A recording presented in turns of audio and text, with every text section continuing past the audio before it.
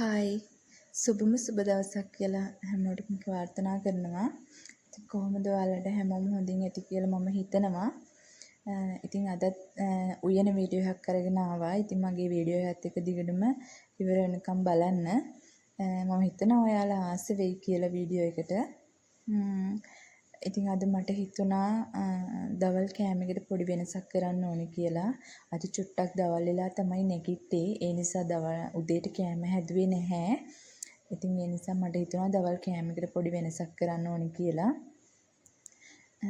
මට හිතුණා අද දවල් කෑම එකට කහබත් එකක් හදලා ඒකට අඹ මාළුවක් හදලා බොම්බිලි කරවල තෙල් දාලා නෝකෝල් කිරට උයන්න ඕනේ කියලා.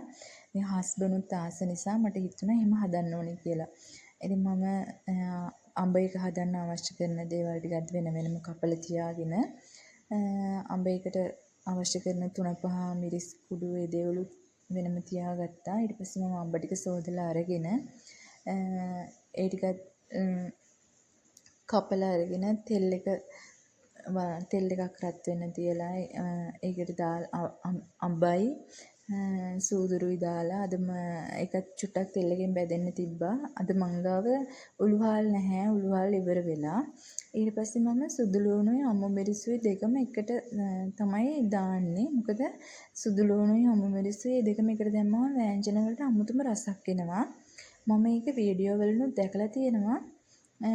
ඉතින් ඇත්ත ඒක අමුතුම රසක් තියෙනවා. මේ දෙක එකට තෙල් එකෙන් බැද්දට පස්සේ ඉතින් ඒ ටිකත් චුට්ටක් බැදීගෙන ඉද්දී ඒකට මම ලුණු ටිකත් එකතු කරනවා. ඊට පස්සේ රම්පි කරපිංචා කුරුඳු පොතුයි කරාබු නැටි එනසාල් ඒ ටිකත් එකතු කරලා ඒ ටිකත් චුට්ටක් තෙල් එකේ බැදුනට පස්සේ මම ඒකට මිරිස් 3-5 බැදපු 3-5 කුඩු කහ කුඩු ලුණු කුඩු ඒ ටිකත් එකතු කරලා ගම්මිරිස් කුඩු චුට්ටකුත් එකතු කරලා ඒ ටිකත් තෙල් එකෙන් චුට්ටක් බෙදෙන්න තියලා ඊට පස්සේ මම ඒකටම අඹ එකත් එකතු කරනවා. අඹ එකත් චුට්ටක් තෙල් එකෙන් තැම්බෙන්න තිබ්බා. අද මට හිතුණා අඹ එක තෙල් එකෙන් විතරක් තම්බලා අරගෙන මදි වෙයි කියලා. ඒ නිසා මම පොල් කිරි වල දෙවෙනි කිරි එකත් එකතු කරලා තමයි තෙල් එකෙන් චුට්ටක් තැම්බුණාට පස්සේ කිරි එකත් දෙවෙනි කිරි එකත් එකතු කරලා තමයි චුට්ටක් තැම්බෙන්න තිබ්බේ. මොකද අඹ ටිකක් අද හරි හයියයි. ඒ නිසා මට හිතුණා තෙල් එකෙන් තම්බලා අරගෙන පළවෙනි කිරි දාලා උයන්න මදි වෙයි කියලා.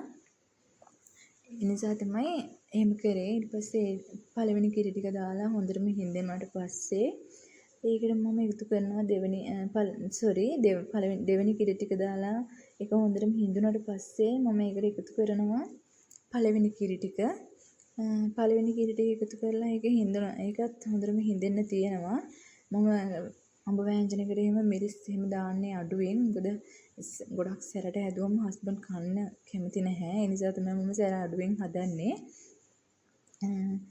ඉතින් ඊට පස්සේ මම ලිපේ තියෙද්දිම තමයි මම සීනි දාන්නේ වෑංජනේට. ලිප ඕෆ් කරන්නේ නැතුව. එතකොට සීනි ටික හොඳට අඹ එකට හොඳට අල්ල ගන්නවා. එතකොට අර ඇඹුල ගතිය අඩුයි.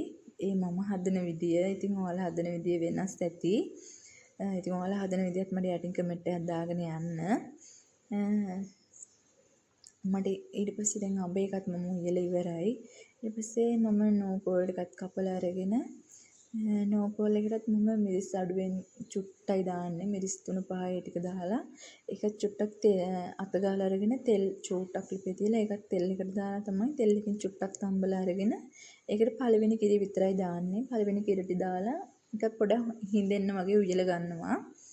ඊට පස්සේ බොම්බිලි කරවල ටිකක් කපලා ඒකත් තක්කාලි ලුණු අමු මිරිස් දාලා ඒකත් බැදලා ගත්තා. ඉතින් කහබත් එකක් දැන් හැදිලා ඉවරයි. ඒකත් රයිස් කුකර් එකේ තිබ්බා. ඒකත් හරි ගිහින් තියෙන්නේ. දැන් නම් ඉතින් කෑම වල සුවඳක් එන නිසා දැන් නම් හොඳටම බඩගිනි. මොකද උදේටත් කිරි එකක් බීලා බිස්කට් එකක් විතරයි කෑවේ. ඒ නිසා දැන් නම් හොඳටම බඩගිනි. ඉතින් අපි හස්බන්ඩ්ටත් කෑම බෙදලා දීලා අපි බලමු හස්බන්ඩ් මොනවා කියයිද කියලා.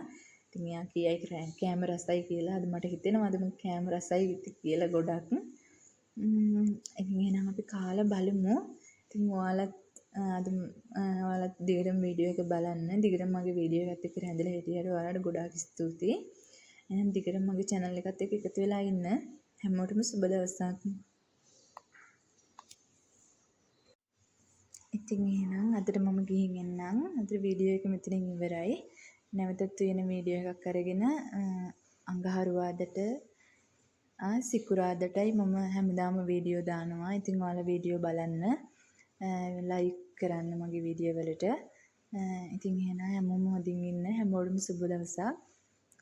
නැවතත් වෙන වීඩියෝ එකකින් හමු වෙමු.